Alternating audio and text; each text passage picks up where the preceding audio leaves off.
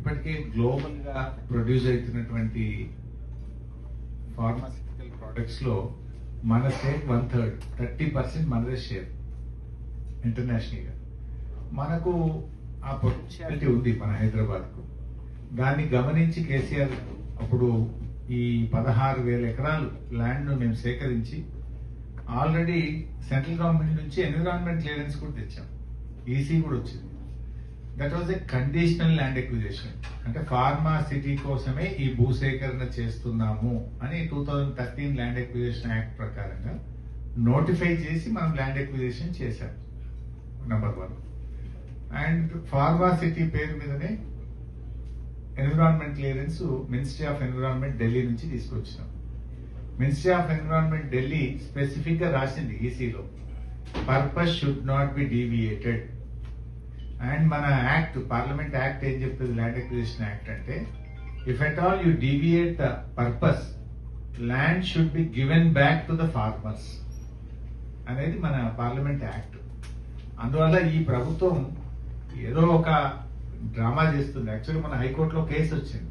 Case వస్తే ఏమి ఇచ్చింది తెలుసా, government affidavit, no we're continuing the Pharma City అంటున్నారు. హైకోర్టుకు చెప్పాల్సి వస్తే అఫిడవిట్ లో we have not cancelled the pharmacity, we are continuing the pharmacity అంటున్నారు. బయట మాట్లాడితే 4th సిటీ, ఎక్కడుందిరా 4th సిటీ అంటే ఫార్మాసిటీ 4th సిటీ, వేరే ల్యాండ్ అయితే లేదు, వేరే ఎక్విజిషన్ లేదు. కోర్టుకు వచ్చేసరికి we're continuing, we're going ahead with Pharma City అంటున్నారు. అందువల్ల టెక్నికల్ గా వాళ్ళు చేయలేరు. ఇప్పుడు ఏంటంటే కొద్దిగా ఒక జిమ్మిక్స్, లేదా ఫార్మాసిటీకి వీ నీడ్ ఇన్ఫ్రాస్ట్రక్చర్, ఫార్మాసిటీ వచ్చినప్పుడు అక్కడ ఎడ్యుకేషన్ ఉండాలి, ఫార్మాసిటీ వచ్చినప్పుడు అక్కడ హౌసింగ్ ఉండాలి, ఫార్మాసిటీ వచ్చినప్పుడు బేసిక్ నీడ్స్ ఉండాలి అనే పేరు మీద ఇవన్నీ తెచ్చే ప్రయత్నం చేస్తున్నారు.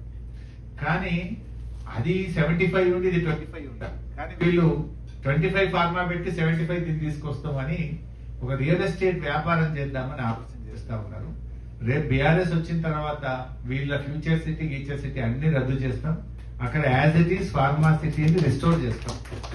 అంటే మేము ఆశించింది ఏంటంటే కొన్ని వేల కోట్ల, లక్షల కోట్ల ఫార్మా ప్రోడక్ట్స్ అక్కడి నుంచి ఉత్పత్తి జరిగితే మన స్టేట్ రెవెన్యూస్ పెరుగుతాయి, స్టేట్ ఎకానమీ పెరుగుతుంది, అండ్ లక్షల మంది పిల్లలకు అక్కడ ఉద్యోగాలు వస్తాయి. అన్ఎంప్లాయ్మెంట్ ఇష్యూని కూడా మనం సార్ట్అవుట్ చేసుకోవచ్చు.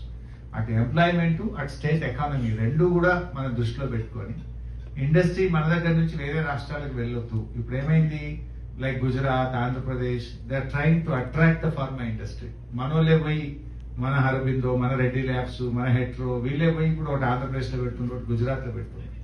వీళ్ళు అక్కడికి వెళ్ళొద్దు, మన దగ్గరనే పెట్టాలి. మనం వాళ్ళకు ఫ్రెండ్లీ గవర్నమెంట్ గా వాళ్ళకి సపోర్ట్ చేద్దాము. ఏ ఫార్మా ఇండస్ట్రీ కూడా మన స్టేట్ నుంచి పోవద్దు, ఎక్స్పాన్షన్ కూడా మన దగ్గర రావాలని ఒక విజన్ తో మనం చేసినాము. కానీ ఎక్కడ ఇది బీఆర్ఎస్ కు పేరు వస్తుందనో, లేదా ఇక్కడ మాకేమి రియల్ ఎస్టేట్ చేస్తే ల్యాండ్స్ పంచిపెడితే మాకేదో బ్యాక్ ఎండ్ లో బెనిఫిట్ ఉంటుందనే కోణంలో ప్రజెంట్ గవర్నమెంట్ పనిచేస్తా ఉంది. బట్ వాళ్ళు ఏం చేసినా అది నడవదు. ఇది నా మాట కాదు, ఇది parliament act, Indian parliament act. If you deviate the purpose of land acquisition, then the land should go back to the farmers. అందువల్ల అది జరగదు. వాళ్ళు ఏ ప్రయత్నం చేసినా అది నిలబడదు. ఆల్రెడీ 2.5 years అయిపోయింది, ఇప్పటిదాకా అక్కడ జరిగింది ఏం లేదు. లాస్ట్ 1 year అయితే ఎట్లాగో ఎలక్షన్ ఉంటుంది. సో డెఫినెట్ గా అక్కడ మళ్ళీ ఫార్మా సిటీని పునరుద్ధరిస్తాం.